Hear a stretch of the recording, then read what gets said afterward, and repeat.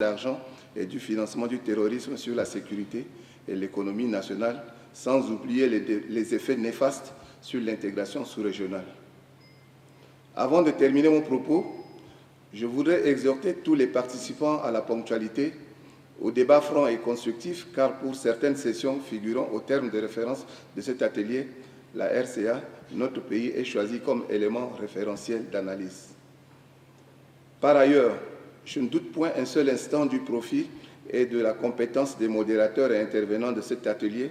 encore moins de la facilité à transmettre les expertises ou à impliquer les participants aux analyses et réflexions de manière proactive.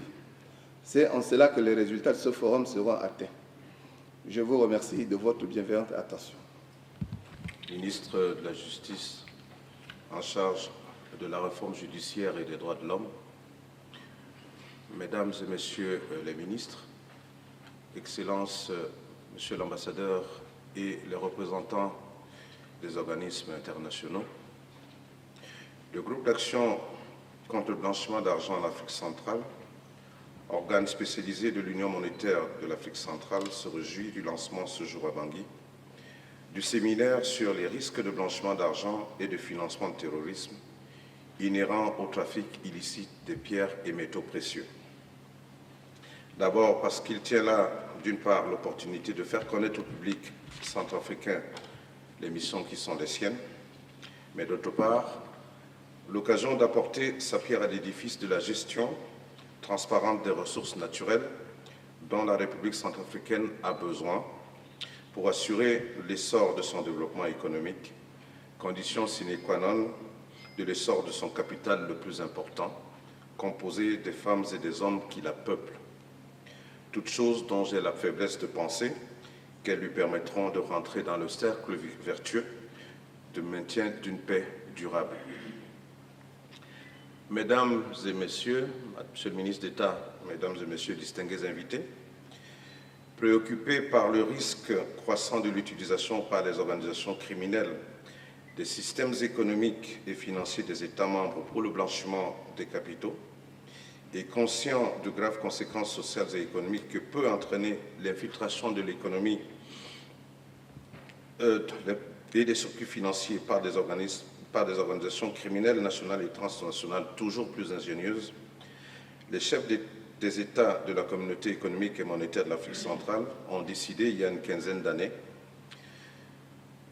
de la création du groupe d'action contre le blanchiment d'argent en Afrique centrale, le GABAC, en lui donnant le statut d'organe spécialisé de la CEMAC au sein de l'Union monétaire de l'Afrique centrale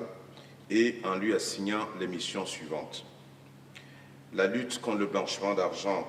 des produits du crime ainsi que le financement du terrorisme, la mise en place de manière harmonieuse et concertée des mesures appropriées à cette lutte dans la CEMAC, l'évaluation des résultats de l'action et de l'efficacité des mesures adoptées, l'assistance des États membres dans leur politique anti-blanchiment, la contribution à la connaissance des spécificités du phénomène du blanchiment d'argent et du financement du terrorisme en Afrique centrale, et enfin la collaboration avec les structures similaires existantes en Afrique et au niveau international. En s'inscrivant dans la démarche de se doter d'instruments pour lutter contre le blanchiment de capitaux et le financement du terrorisme,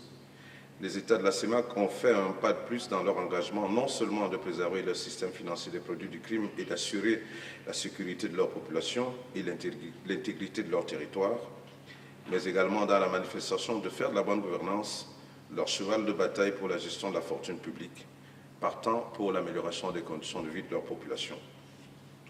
Sans entrer dans les détails, on peut dire qu'à ce jour, le GABAC s'est approprié ses missions et les remplit avec efficacité. C'est ainsi que le GABAC a doté les États membres d'un règlement portant prévention et répression du blanchiment des capitaux, dont la manifestation de la mise en œuvre la plus visible est la création d'une agence nationale d'investigation financière dans chacun des 6 États membres de la CEMAC. Dans le cadre de l'évaluation de l'efficacité des mesures adoptées,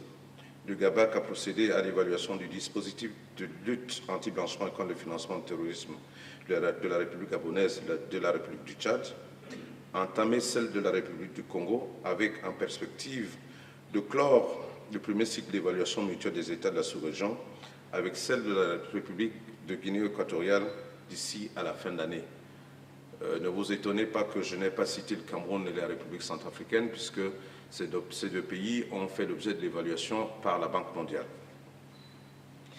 Pour ce qui est de l'assistance des États, le GABAC a organisé divers séminaires à l'intention de leurs fonctionnaires sur des thèmes aussi variés que le traitement des déclarations de soupçons et les techniques de l'information dans les opérations d'une cellule de renseignement financier, l'ingénierie de l'endettement et les techniques boursières et les techniques d'enquête financière. S'agissant de l'analyse des menaces et des risques existants dans la zone, et en vue de cerner les diverses méthodes et techniques des opérations de blanchiment d'argent et de financement du terrorisme dans la sous-région, le GABAC a commencé en 2013 un exercice de typologie sur l'utilisation des outils de lutte anti-blanchiment contre le financement du terrorisme dans le cadre de la lutte contre le trafic des espèces protégées avec l'appui de la Banque mondiale. De même, elle a